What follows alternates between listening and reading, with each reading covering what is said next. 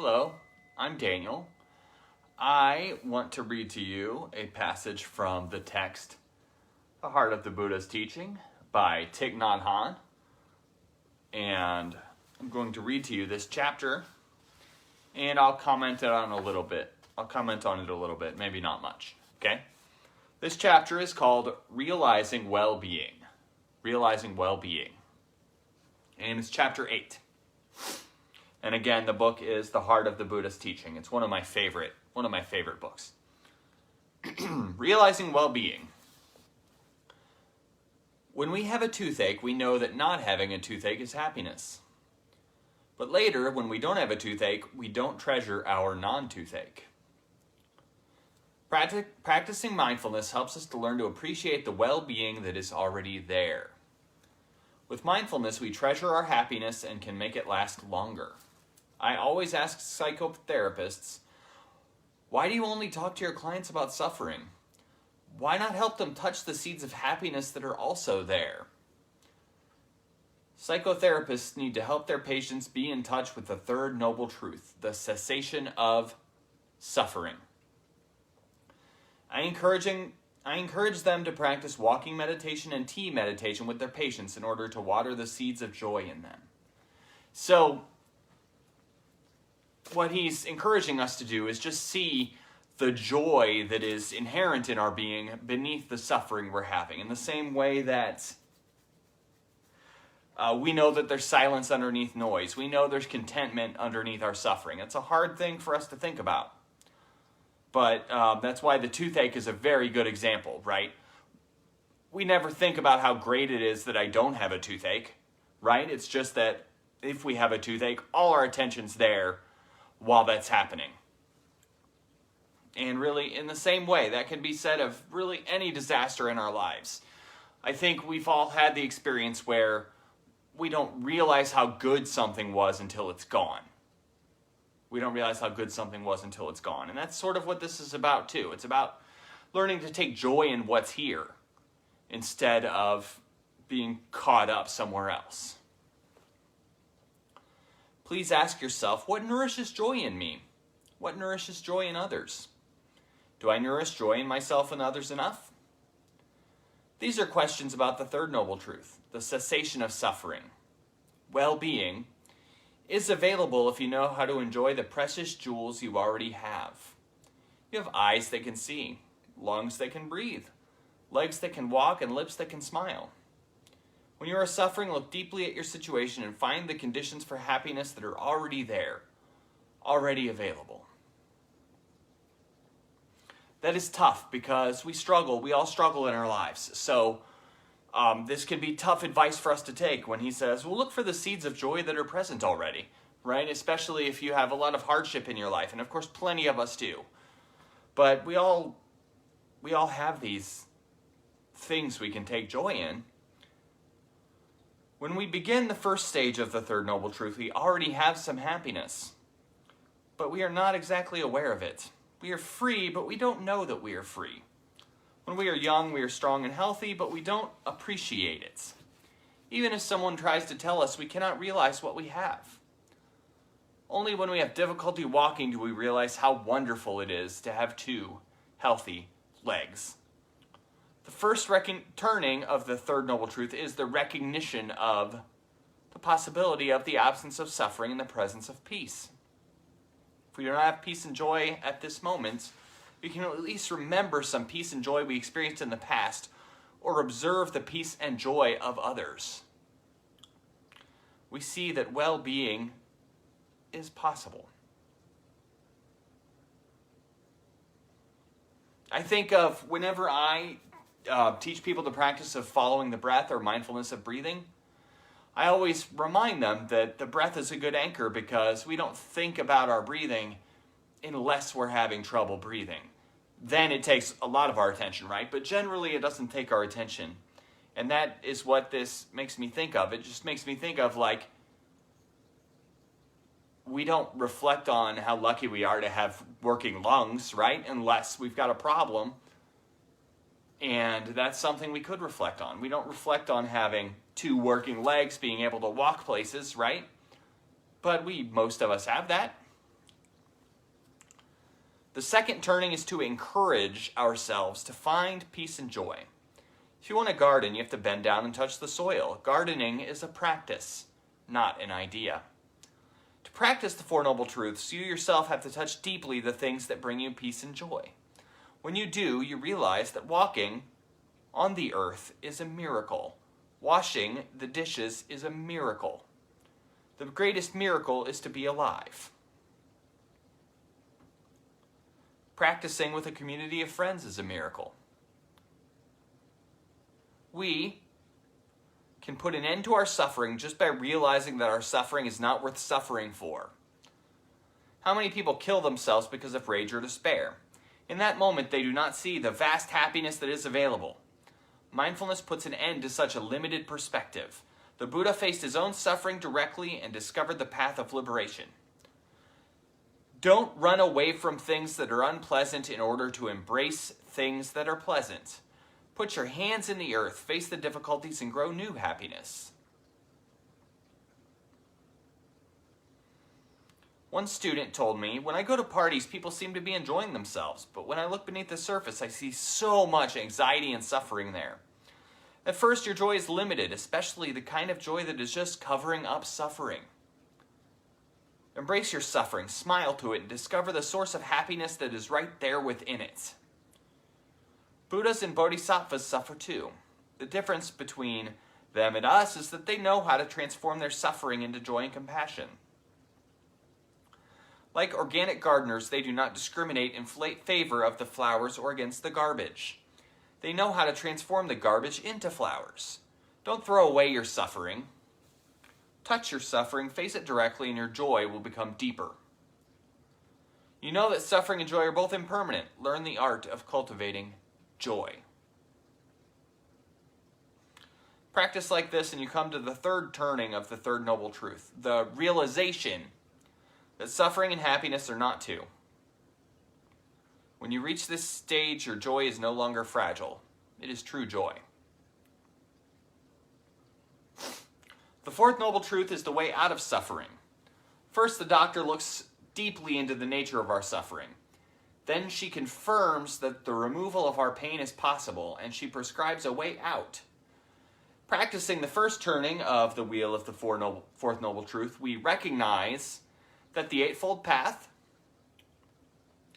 right view, right thinking, right speech, right action, right livelihood, right diligence, right mindfulness, right concentration, can lead us out of suffering, but we do not yet know how to practice it.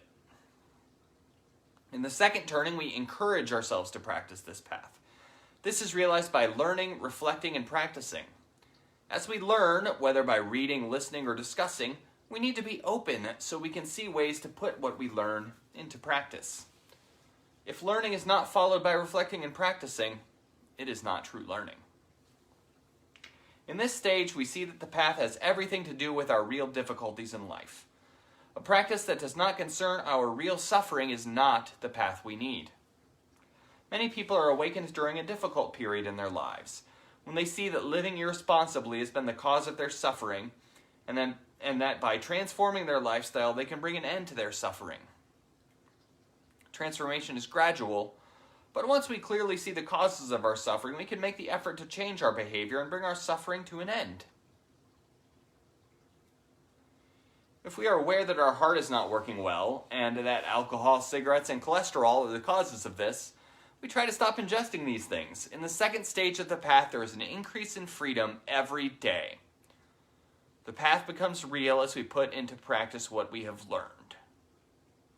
So what are we talking about? We're talking about Buddhism tells us to live a virtuous life. And the reason Buddhism tells us to live a virtuous life is, the truth is, giving into our temptations all the time doesn't make us happy. It doesn't serve us well in our spiritual journey, and it doesn't make us happy. Any happiness we get from indulging all the time is fleeting. It comes and it goes. But there's a deeper contentment we can attain with mindfulness, with practicing mindfulness, compassion, and cultivating wisdom. And that's what we're talking about here. It's about recognizing, oh, this doesn't serve me, and not doing the things we do that don't serve us, or at least limiting the things we do that don't serve us. The Buddha advised us to identify the kinds of nutriments that have been feeding our pain and then simply stop ingesting them. We do our best and we ask our brothers and sisters to help us. We can't expect our difficulties to go away by themselves. We have to do certain things and not do other things. The moment we resolve to stop feeding our suffering, a path appears in front of us, which is the Noble Eightfold Path to well-being.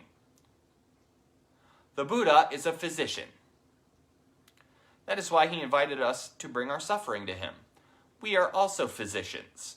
We must be determined to transform our difficulties to confirm that well-being is possible.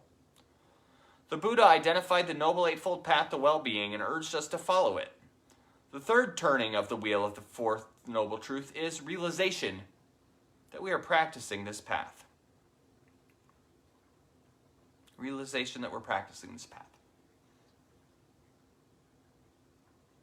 So, when you are assigned a koan, or kungan, by your meditation instructors, such as, what is the sound of one hand clapping, or why did Bodhidharma come from the West, you have to ask yourself, what does this have to do with my real suffering, my depression, my fear, or my anger? If it doesn't have anything to do with these real problems, it may not be a path you need. It may just be an escape. Practice your koan in a way that your suffering is transformed.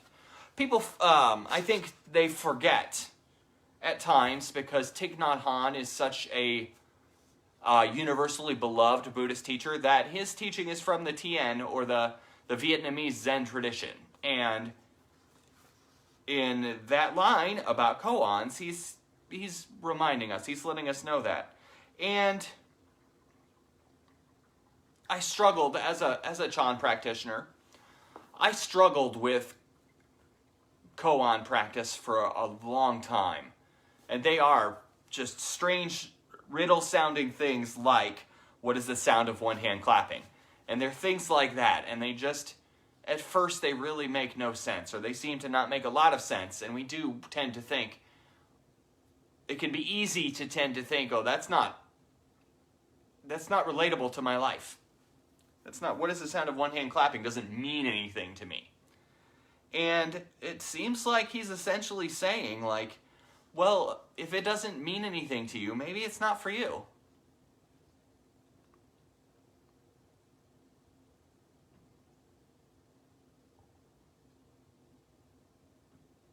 Maybe it's not for you. Practice your koan in a way that your suffering is transformed. So what we really need, if we're trying to do koan practice, is find a qualified teacher that's going to help you understand how it does relate to your life. Those old koans, like what is the sound of one hand clapping, they're supposed to be universal. And the truth is that we can easily get off track if we try to practice it on our own. I may do videos on koans later,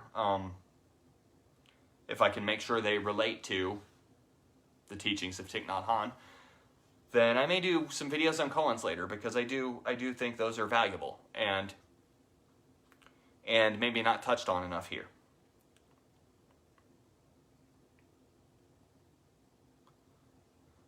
This is suffering. This suffering needs to be seen clearly. The roots of this suffering need to be clearly understood. I have seen this suffering. I have seen how it manifests. I have seen its content and its roots. These are practices, not mere proclamations. Understanding things as they are emerges from our life and our practice. So, what's Buddhism? It's something we're doing. It's not something we're talking about. It's not something we're thinking about. It's something we're doing. And that is what it is meant to be. There's no other way to do this. We're supposed to be doing things in this practice. When the monk Gavampati heard his fellow monks say, "Whoever sees suffering sees the making of suffering, the ending of suffering, and the path," he added, "With my own ears I have heard the Buddha say, bhikkhus," bhikkhus means monks, "bhikkhus, whoever sees suffering sees the making of suffering, the ending of suffering, and the path that leads to the end of suffering. Whoever sees the making of suffering sees suffering, the end of suffering, and the path. Whoever sees the ending of suffering sees suffering, the making of suffering, and the path. Whoever sees the path that leads to the end of suffering sees suffering, the making of suffering, and the ending of suffering. Those very old Buddhist texts have a lot of repetitiveness, and that's what that was. Interbeing is an important characteristic of all the Buddha's teachings. When you touch one, you touch all. So he's saying all the teachings are connected. It is important to understand the interbeing nature of the Four Noble Truths. When we look deeply into any one of the Four Noble Truths, we see the other three. When we look deeply into the truth of suffering, we see how that suffering came to be. When we look deeply into the truth of suffering, we see how to end that suffering and touch well-being.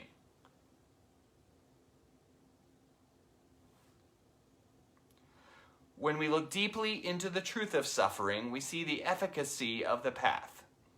Looking into the first holy truth, we see it in the second, third, and fourth truths. The Four Noble Truths are one. We need suffering in order to see the path. The origin of suffering, the cessation of suffering, and the path leading to the cessation of suffering are all found in the heart of suffering. If we are afraid to touch our suffering, we will not be able to realize the path of peace, joy, and liberation. Don't run away. Touch your suffering and embrace it. Make peace with it. The Buddha said, the moment you know how your suffering came to be, you are already on the path of release from it. If you know what has come to be and how it has come to be, you are already on the way to emancipation. I think that there are two important points I want to touch on here. One is, he says, essentially, touch your suffering and embrace it. Don't run away. We can't pretend that there's not suffering in the world. We're not trying to do that. We're not trying to hide from our suffering by, eating all the ice cream or whatever, or partying all the time, right? We're not trying to do that. That's avoidance, and it doesn't work. We rather are trying to accept our suffering and lessen it when we are able to. And the truth is, we are able to more than we realize. We all are living in ways where at times we know we're making the wrong choice for our well-being and to avoid suffering, and we make it anyway because we really want to. We make it anyway because we really want to, whether that is dating a person that we know we shouldn't be dating, or eating a food we know will give us heartburn, or whatever. In all sorts of ways, we put ourselves in situations where we know what a better choice is, and we just don't want to make it. And that's how I think about this, about those situations. And I'm sure you can think of your own examples where you know which choice is better for you, and you don't want to make it. I don't want to eat the vegetables. I want to eat the chips, right? So, anyway, moving on. Let us reframe the Four Noble Truths. Cessation, the third noble truth, means the absence of suffering, which is the presence of well-being. Instead of saying cessation, we can simply say well-being. If we do that, we can call the fourth noble truth the Noble Eightfold Path that leads to well-being.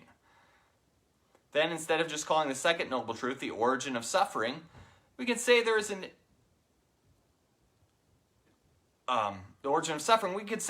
ignoble, that word threw me, ignoble eightfold path that leads to suffering. A path of 8 wrong practices. Wrong view, wrong thinking, wrong speech, wrong action, wrong livelihood, wrong diligence, wrong mindfulness, wrong concentration. We might like to renumber the Four Noble Truths as follows, for the benefit of people of our time. Number 1, well-being. Traditionally, number 3, the cessation of suffering. Number 2, Noble Eightfold Path that leads to well-being. Traditionally, number 4. Number 3, suffering. Traditionally, number 1. And number 4, ignoble Eightfold Path that leads to suffering. Traditionally, number 2, a rising of suffering. So I sort of like this because he's trying to reverse it and make it not seem so negative. People are really turned off by that first noble truth, life is suffering, or there is suffering at times. So starting at the goal, I kind of admire that. That said, though, usually in his teachings he doesn't present the Four Noble Truths this way. So maybe it's just something he's experimenting with here. If we live according to the Noble Eightfold Path, we cultivate well-being and our life will be filled with joy, ease, and wonder. But if our path is not noble, if there is craving, hatred, ignorance, and fear in the way we live our daily life, if we practice the ignoble Eightfold Path, suffering will naturally be the outcome. The practice is to face our suffering and transform it in order to bring about well-being. We need to study the Noble Eightfold Path and learn ways to put it into practice in our daily lives. So that is the reading for now, as we go deeper into this text.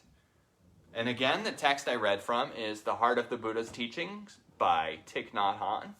And that was just the last part of his presentation of the Four Noble Truths. And the next section of the book is on the Eightfold Path. And again, very, very good book. Highly recommended. One of the first Buddhist books I read, and I really like it.